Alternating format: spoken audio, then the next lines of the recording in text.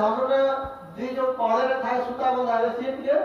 सरुआ ताकू भांगी नहीं था जब सी धनु भांगी गला और अन्य मान तो भांगी पाते कम से कम गोटे कणु छड़े खंडे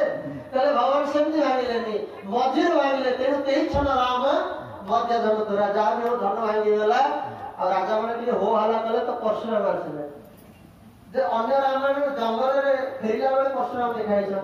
गोस्वामी जंगल में मंगल है किए देखला ये दरकार परशुराम को तेणु परशुराम आसले जो राजा मैंने सब हो हल्ला करते धनु भांगे बाहर देखा केमी बाहर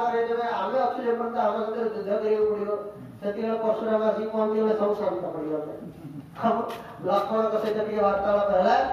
परशुराम निज धनु देदेले कहले तमे जदि ए धनु भांगिछ ताले ए धनु जदि गुण चढ़े दब जानि मु तम होछ विष्णु